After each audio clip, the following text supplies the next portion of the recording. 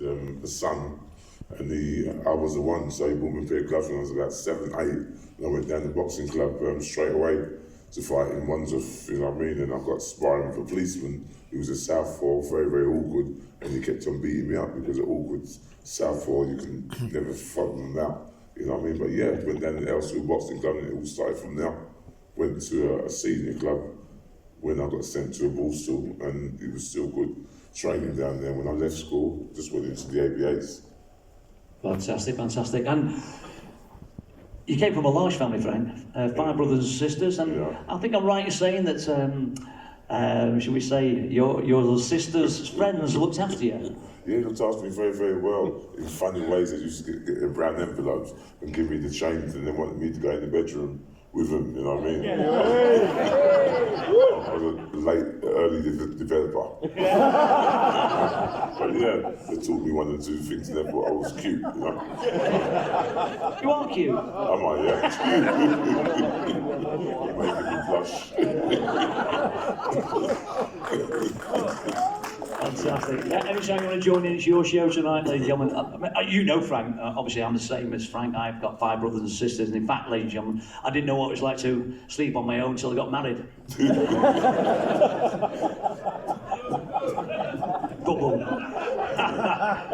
Well, Frank, your school days didn't go quite as planned, did they? Yeah, not really. You know, I mean, I got expelled from school, which I wasn't very, very proud of it, but I met a sports teacher who went to Hyde Park. As the pupils went to Hyde Park, there's about 20 of us, and I asked this girl if I can borrow a camera. The sport teacher says, you go and get your own camera. I said, sir, I weren't talking to you. She said, I can use her camera. I said, what's your problem? And then we started wrestling a little bit here and there, and I got him on the floor, put him down and done the run-up because I was going to win it to nothing. The next day, the headmaster called me and my mum in and said, we don't tolerate that behaviour here. Your son's expelled. So yeah, I was messing around at home for a little bit until my mum sent me to the ball stool, and that's when I woke up and it was serious.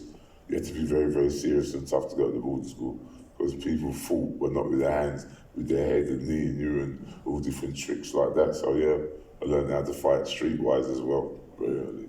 It's incredible to think these days, Frank, that you get expelled for something as ridiculous as that at the time at school. But when you got sent to this boarding school, or borstal as you call it, you're only 11-year-old. You've been taken away from your mum and your family. You're 11-year-old taken into the wilderness. I cried like a little baby, you know what I mean, going there, because at night time, people used to go and get me some cigarettes, do this, do that, and if you never got it, we had a snooker table with the balls. They used to get their sock filled up with the balls, and they used to do some damage. If you were the one who never done what they said, they would hit you over the head with that, you know, it weren't nice at all. Because you get 2 heads when you get that hit you in the head.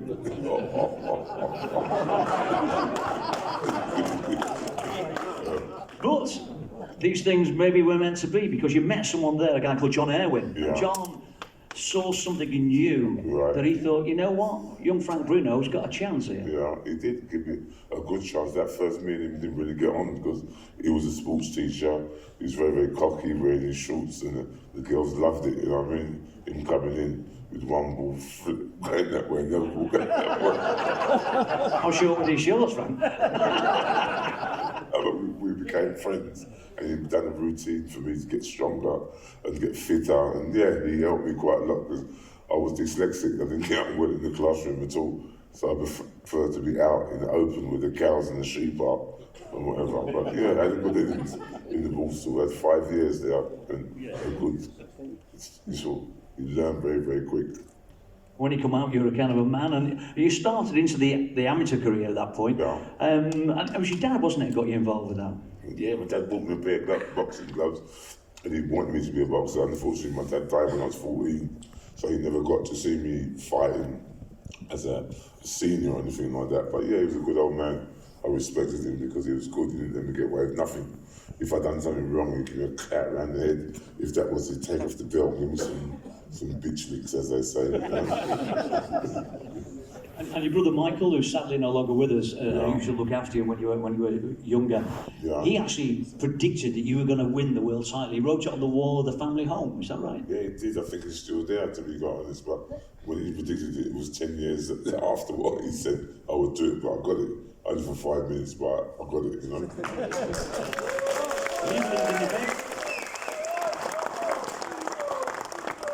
You believe in it. Now, your lovely mum, again, sadly no longer with us, Lynette, she wasn't overly happy, Frank, about you going into boxing. My mum was frustrated her to the hills, you know. I mean, my mum wanted me to be some doctor or something like that, and I couldn't, you know what I mean, work my way around it. When I was 18, I went to Colombia, and she goes to me, do you know what they do in Colombia? I said, no, Mum, what they do in Colombia? You don't know what they do in Colombia? I said, no, Mum, I don't know what you do in Colombia. And when I went to the Colombian airport, these guys tried to kidnap me. He said, you look lost, sir. I said, I'm not lost, I'm all right, I know where I'm going. I've got to meet a car outside. They want me to go to their house so they could make me a mule to send some drugs over. I wet myself, I just, no, I'm not into that. I don't mind a bit of green, but I don't know about that at all.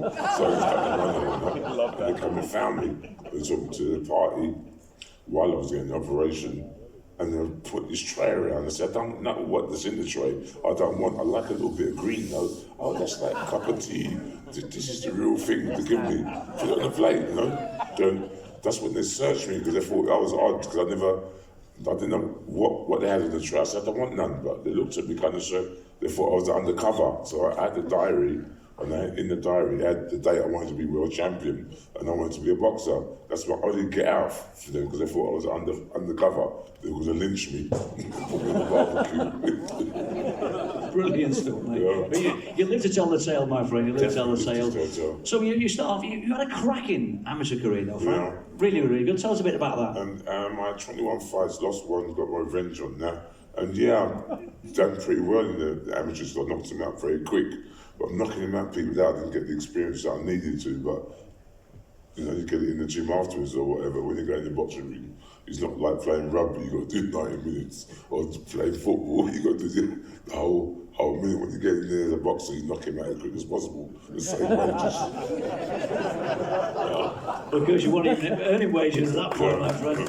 That's right. So, basically speaking, Frank, you get to turn pro, but before he does that, ladies and gentlemen, in this astonishing amateur career he had, at 18-year-old, Frank was the youngest ever winner of the ABA's heavyweight title, ladies and gentlemen, and that still stands today.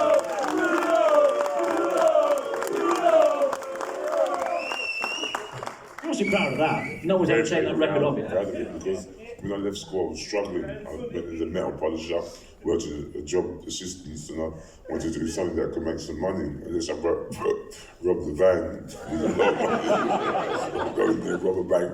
I couldn't get that sort of money. That's why I stuck to boxing.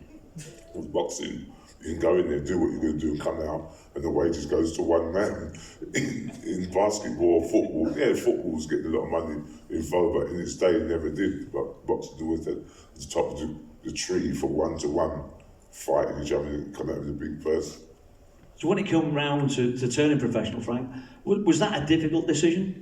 It wasn't difficult. It was difficult in a way, because I met a young lady and we started doing some aerobics in the bedroom.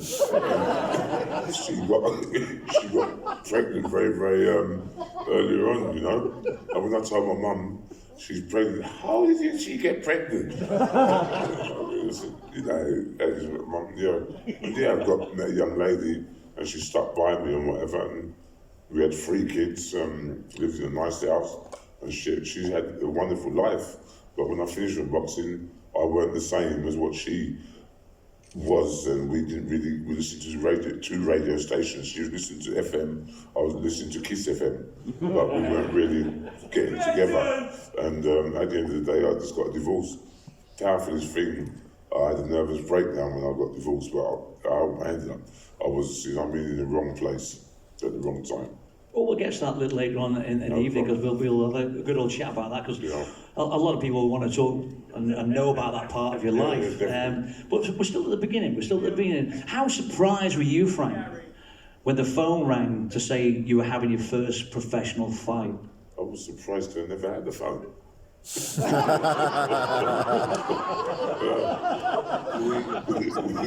dropped it with the bumper drums, you know,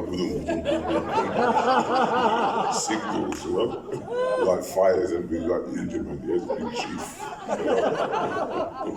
You surrounded yourself with a good team when you went pro. You had obviously Terry Lawless, George Francis, etc. And your mum's attitude changed a little bit when she realised.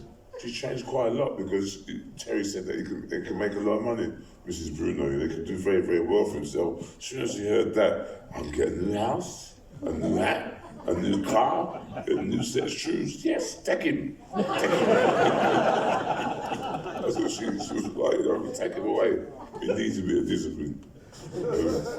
Fantastic. Well, your pro career gets off to a cracking start. And ladies and gentlemen, if you're going to turn professional, I'm not sure if any of you are in here. Well, I know one or two maybe. We'll explain them later on, yeah.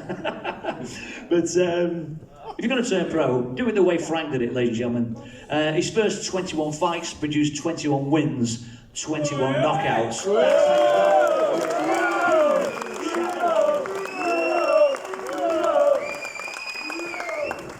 That's fantastic. You must have felt invincible at that point. I mean, I know.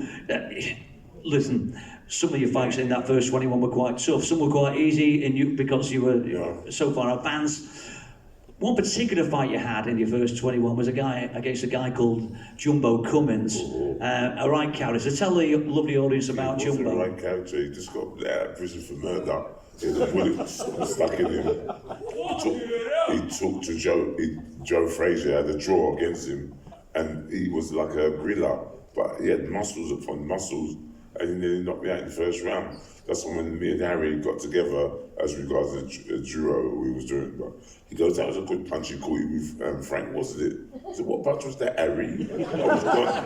I mean, God, that's all I knew I was saying, you know what I mean, Harry, you know what I mean? And that's where you know what I mean, Harry came from. You know, because I was there, but I weren't there.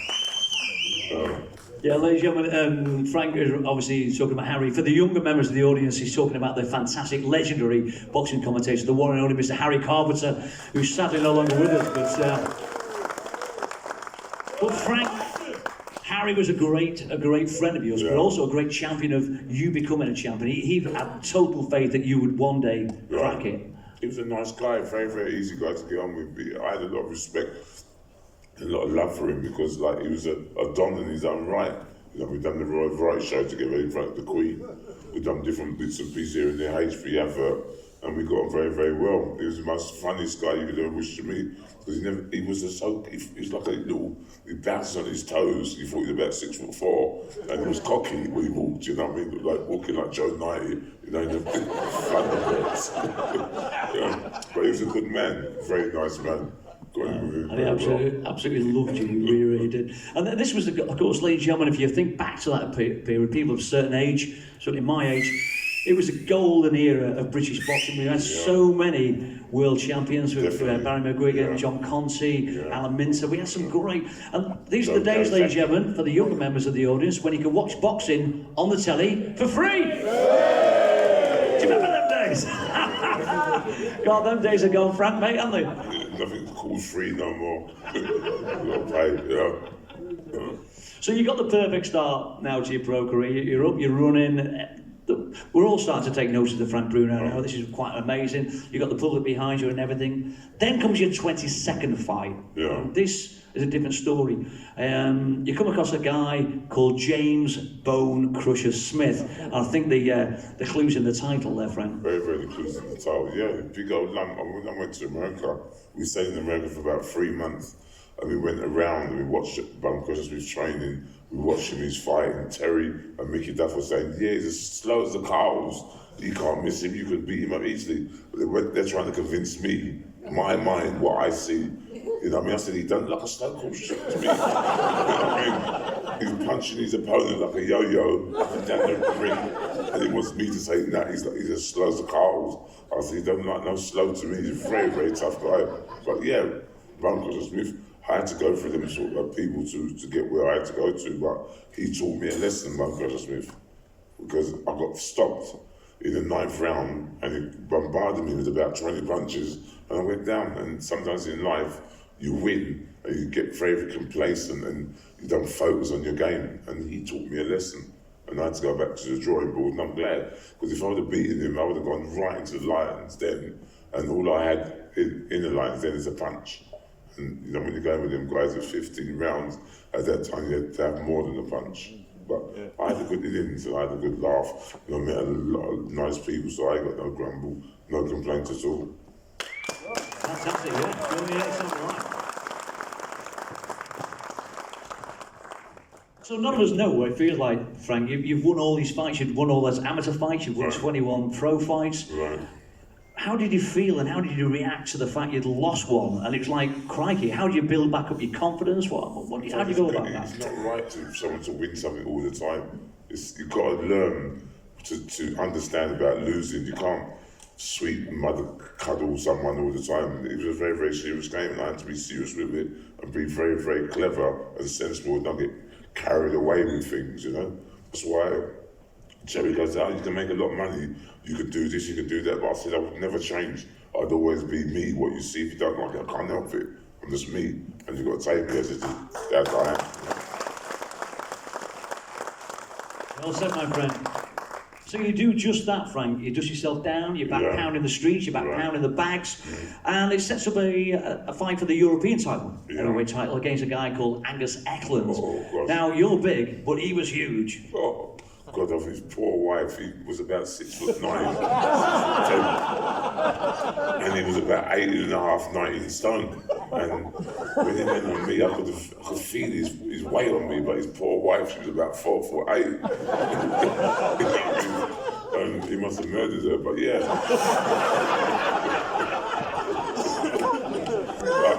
I luckily got past him. I got into the combinations and finished the fight. But yeah, it was a big old lump. As I said to you, it was late. He let on you know his weight was there, you know. Fantastic. So you come through that. He's now European heavyweight title holder. Come on. Yeah. We're on our way. Absolutely brilliant, Frank. Let's fast forward a little bit now, because obviously by now you're a European title holder. The world's taking notice of Frank Bruno. Who's this guy? Who's this Brit? Blah, blah, blah. We know about him as the public. The British media's behind you. And now across the pond, they're starting to take a little look at how good Frank Bruno is. Which brings about your first title shot.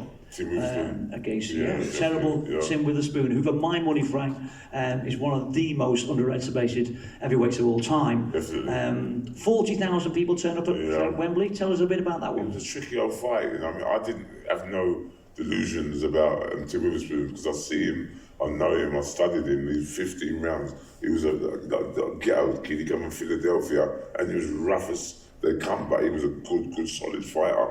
I shouldn't have been in there, to be quite honest, because I lost against Bruno Smith, so I needed to take time out to recover myself. But in boxing, one of the worst things to say that you bottled it or whatever, I didn't want to show no fear, but they brought Tim Witherspoon in front of me, and I was doing well up until the 11th round, and that's where his experience over man versus boy. I still was a boy, but I did go in there and get my experience by losing. But some people would understand that in life. If I was had my kid, I couldn't really muddle cut him. He's got to learn to survive by his own. So that's how I had to learn my boxing tricks in the ring with fighting people like Bone Crusher and Tim Witherspoon. But no shame in losing to them, because they were world champions. There's definitely no shame, Frank, because against Bone Crusher and against Tim as well, you were ahead on everyone's scorecards when it all went wrong for you. I mean, that must grind your gears a little bit. Running out of gas in there to relax myself. As I got more older, I learned how to relax, chill out, pace yourself much more. But when you're a youngster and you've not been brought up into boxing, I went to do boxing, but I can dance, but I can't dance that good. But I've got power and determination that makes up for the talent that I lack, you know. No, I don't normally take questions from the first half, but smart VIPs have already put questions in. And I picked a couple out because I tend to ask this question in the first half anyway. Dan wants to know, and Paul C wants to know, what was your most memorable punch? When you look at someone like AJ, when he put Klitschko to sleep, Yeah. he'll remember that punch for the rest of his life. Definitely. Tyson Fury in the third fight against Deontay Wilder, Yeah. he'll always remember that punch, Right. put him down. What was the sweetest punch you ever threw, Frank? In through my life in Mason on Swain, I was fighting a South African guy, and I was getting phone calls that they want to burn my house down, want to kill my kids if I go ahead with the fight. This is just to put some ice on the cake. This is at the height of apartheid. They're very high apartheid, but I had the kids, I had bills to pay and whatever, so I couldn't really get involved. Me going to take their fight against apartheid, I wasn't involved with it. But, you know what I mean, the people threatening me. So the best puncher and the most sweetest puncher when I was fighting Jerry Crucia, and I caught him over the top with the right hand, I was so pleased and happy that, you know what I mean, I won. And, you know what I mean, I didn't have to fret no more. But it ain't nice to do. Absolutely. Don't bully a lesson there. He was an ex-champion, ladies and gentlemen, and Frank put him to sleep in the first round. So, and for the younger members in the audience tonight, the things we're talking about tomorrow, just take half an hour out tomorrow, get on YouTube, check out some of these fights we're talking about, because they're really, really watchable fights, some amazing, amazing things.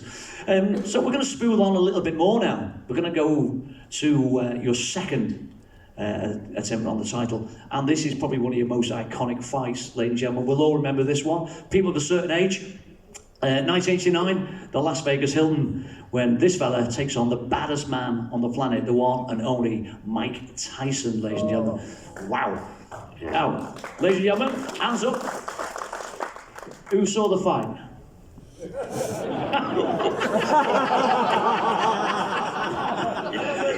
had the best view. You had the best view.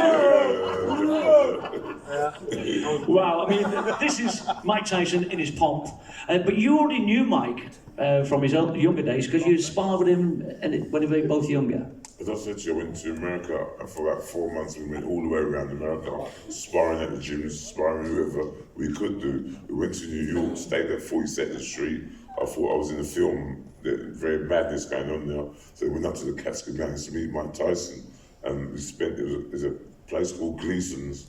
It's a Jewish sort of like, it's just a hell farm spa. So at a wicked gym in there, we met Tyson, James Guttillis, and Joe Frazier's son, Tim Witherspoon's brother came there. So I had a lot of sparring partners, and Tyson was one of the sparring partners that we met over there. But he was very, very small then, but all of a sudden, he must have took some smileys and get very, very big. Good luck to him, he's done very well. He's done very well. And of course, you met the great Gus D'Amato at the same time. Very, very knowledgeable sort of like guy. You know, sometimes guys you meet, some people that have got the knack of ducking and diving and explaining things. He was a straightforward, he's a straight shooter, you know what I mean? And very, very sit down. And the advice that he gives to you, you would cherish it and have it with you for the rest of your life, you know? Wow, so we're going to take you forward now, Frank. We're going to take you to that fight. 1989, Las Vegas Hilton. Yeah. You against Mike Tyson. Yeah. Now, ladies and gentlemen, if you recall the fight, that first round was a great, great round for Frank, because Frank, you hurt him. Yeah, I only heard him like Elvis, he rocked him. His big toe. Well, I can't go in the pub and say I rocked Mike Tyson and have a free beer. But I just go in there to try and do what I had to do, but he was on his game. And the funny thing about it, no excuse, he postponed the fight about 8 different times.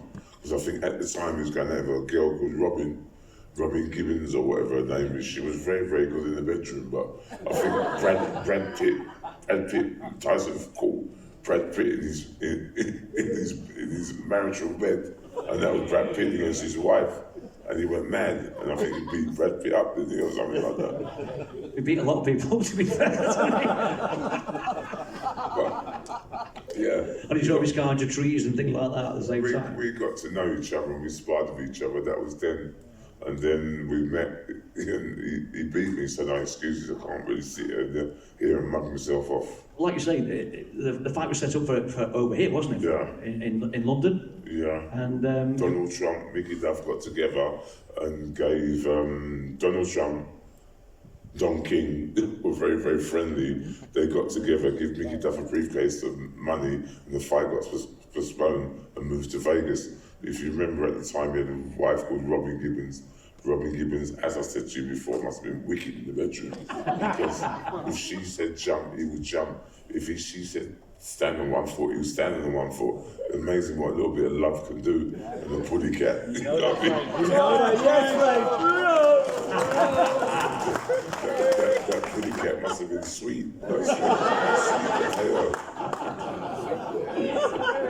Now, Frank, you know what I'm going to say next. You know what I'm going to say next, because I've been very lucky in my life, ladies and gentlemen. I've got to work with Frank a lot, but I've also worked with Mike Tyson on his last UK tour.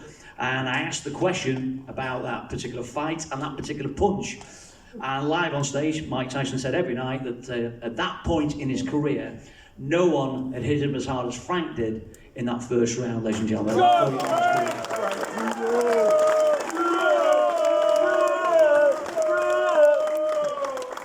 You rocked him. So we're going to take you to the end of that round. Ding, ding, the round finishes. The crowd's going mad. The American media around the ring are going mad. Your good friend Harry Carpenter, supposed to be impartial. He's not. He's saying, get in there, Frank, get him finished. Gets told off by his bosses when he gets home for not being impartial. And we're at home on our barbecues, aren't we? On our barbecues, drinking beer, 2 o'clock in the morning, going, come on, Frank's going to do this. So Frank, you know you've hurt him. It's the end of the first round. You go back to your stool. You sit on your stool. What's going through your mind? I said, shit, I've upset him now. Upset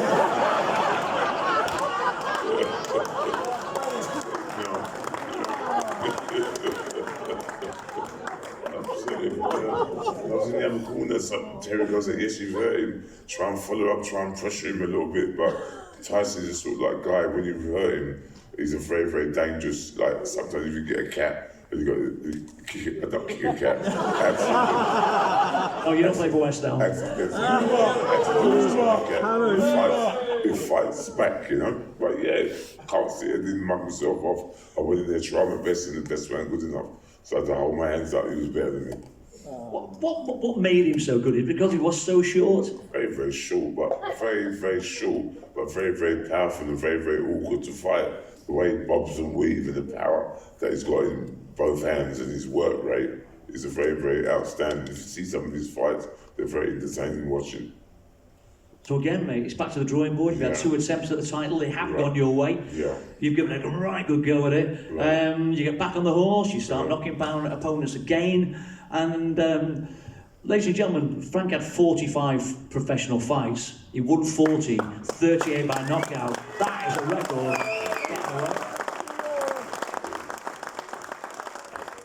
So you're back on the horse. You then get a 3rd attempt at the title. It's an all British affair. Lennox Lewis in Cardiff. Yeah. And this was a bit of a grudge fight because Lennox, we're all used to trash talk, ladies and gentlemen, these days, but Lennox really did sort of scrape the barrel with you, Frank. He did in a way, you know what I mean? Because sometimes his grandma lives in Jamaica, he knows what it's like and whatever, and he just went across the board and steep very, very low. But some people like that, they're just low life, so you just keep them at distance and you carry on with your own life, because even his manager said, I'm more popular than him, he doesn't really like it. But you can't buy popularity. People who like you or they don't like you. You can't just win the fight, come back from Canada and come into Britain and think that you can be one of the top boys. But at the end of the day, I went in there, I tried my best weren't good with it, but I can hold my head up high with people like that. Still to this day, I've watched that fight 7, 8, 9 times. Yeah. And I just don't know how you lost that fight. Yeah. It was truly, you had him done, you had him finished, you were miles ahead on points, and he caught you with, I think, a lucky one, because he was in trouble. No, my head was lucky to be in that place at that time. Sometimes you can't, if your head's not getting out of the way, you've got to play yourself like a rag doll. So now it's a tricky situation, Frank. You've had 3 attempts at the title. The public are still behind you. The public still want Frank Bruno. They still love Frank Bruno. They want Frank Bruno to be champion of the world. However, people around you are changing their mind. Terry is asking you to retire. Your wife is asking you to retire. The media, who were so much behind you, Frank, at this stage, we're kind of turning on and saying, well, you know what, maybe Frank isn't quite good enough to be world title holder. What made you still believe you could do it? What gave you that drive? I didn't have no choice. didn't have no choice at all. Even if I was a bit reached about 40, even if I reached 60, which I am now, I wanted to achieve something. And achieving something, you got to not give up. The more you get beaten, the more determined you get. And I got determined. I didn't give up at all until I had my name in the WBC Championship belt. It's only for about a week or two, but you know what I mean. It goes down in history.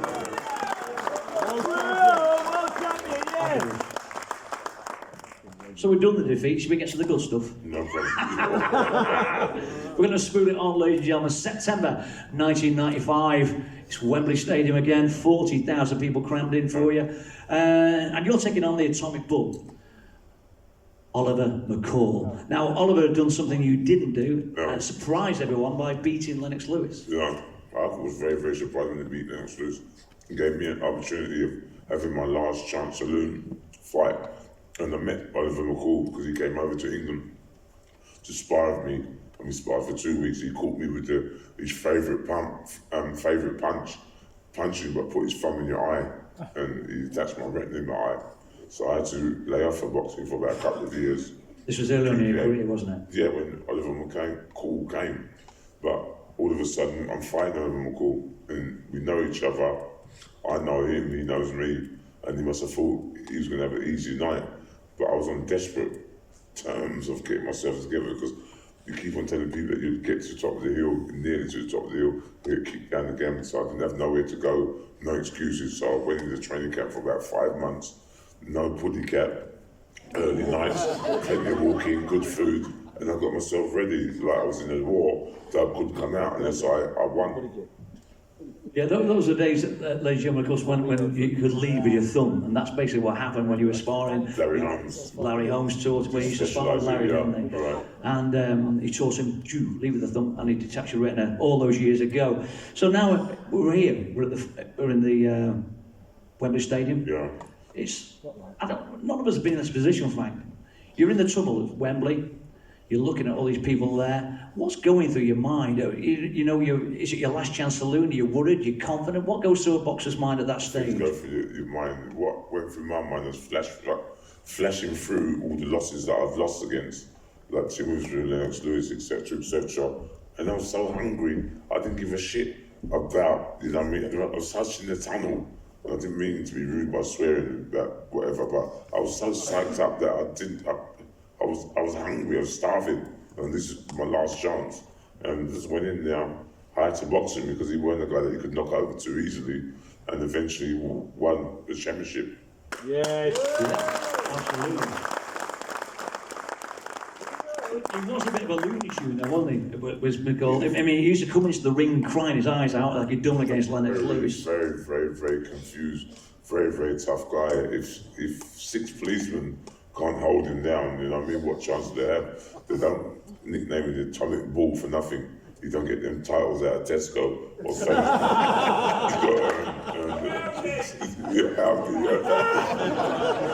Absolutely right, absolutely right.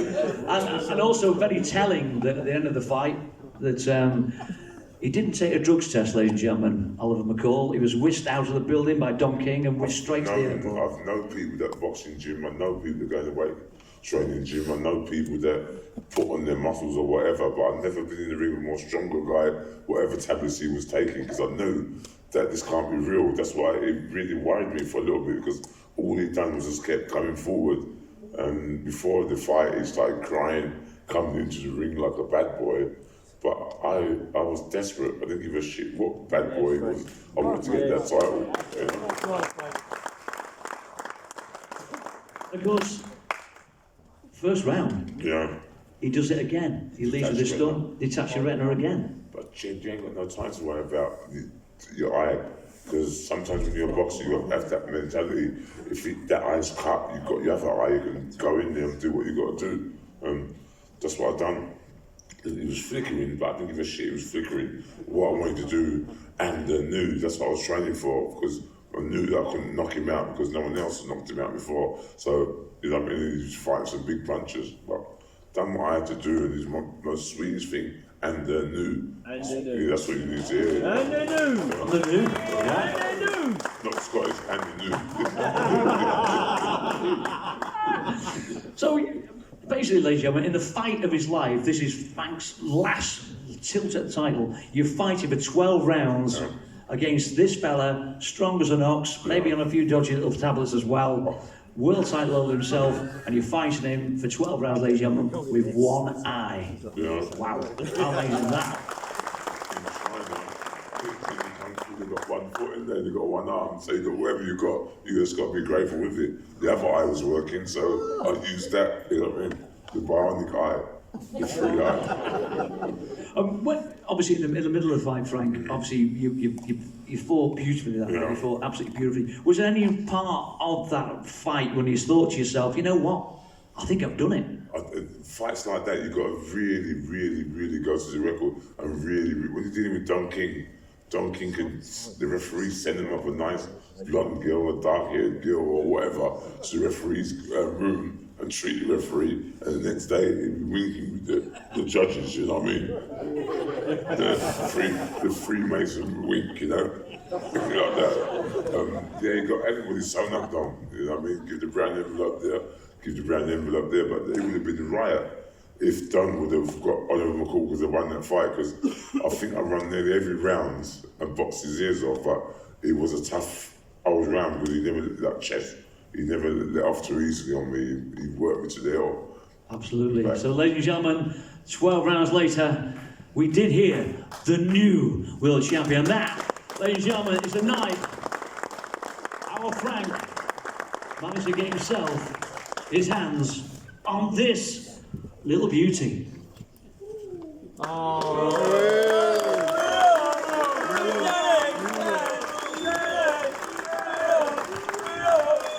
and gentlemen, I mentioned before you clip the video, but you want to take some photos quickly now. You can take some photos very quickly. That's we don't mind that. Just show it all to them there, Frank.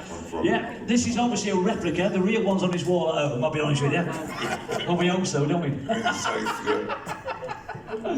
But there you go, ladies and gentlemen, he finally gets it. And Frank, how did your life change when you became WBC heavyweight title holder? It didn't change much at all, you know, I didn't change much at all, Jed, you know what I mean? It was the same, I just worked much more harder, but it's such nice that you had a little touch by getting this in your bedroom. It's very, this is the creme de la creme de la belt. It's a proper belt now. Most of the other ones are Mickey Mouse and Donald Duck belts, you know what I mean?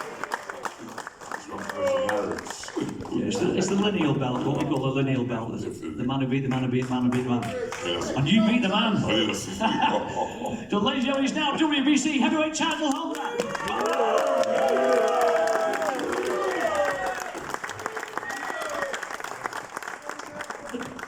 Because you're so lovely and you're so humble, Frank, you say your life didn't change, but at this point in his life, ladies and gentlemen, Frank was the second most popular person in Britain, only to Lady Di. Unbelievable.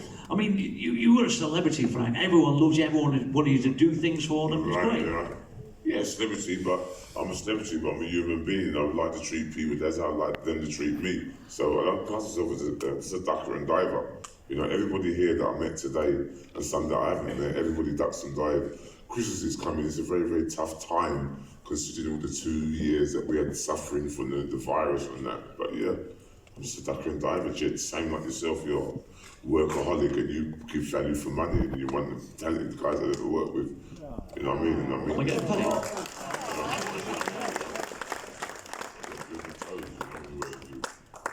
One question you always get asked, so I'm going to ask it anyway, is obviously you've worked all this time to get your hands on the title. I know the answer to the question, but maybe the audience don't. Why did you have to fight Mike Tyson in your first defence? Funny thing about it, when people put a contract in front of you, and me and my wife was with Frank Warren and Don King around the table, this is disgusting. If you win, the next one you got to fight is Mike Tyson. They put a contract. Who am I to say they couldn't? I'm not going to fight again. That was my last chance. So I had to sign the contract. Even though you were the champion? I was the champion. When Mike Tyson came out of prison, he got $30 million, and what I got was embarrassing, and I was a champion. But if I were to moan about that, I'll go to Frank Warren and say that was a wrong move. He said that we gave you the opportunity of fighting him again, but that opportunity they gave me, they digged out the money they gave me peanuts as compared to Mike Tyson. It's weird, but you take things as they come. You know what I mean? Sometimes there's gangsters in this world, but gangsters get things come up to them when less expected. You know what I mean? But that's the way it goes. It's interesting we get back to Mike Tyson. Did you see the Sky documentary with Frank and Mike? Yeah. I mean, that was interesting, Frank. Obviously, it was filmed during at the end of lockdown. Right. What was it like meeting Mike after all this time? It was nice, you know. It's sad in a way because all he kept on doing, he had the Bob Marley in his hand all the time. And he was into Bob Marley in a big way. Unless you don't know it, the Bob Marley. But yeah, he's got 40 acres, what Donald Trump give him. And he's become a doctor, Dr. Tyson, in marijuana. You know what I mean? Didn't show that in the documentary, ladies, yeah, but yeah, his good friend Donald Trump saw that Michael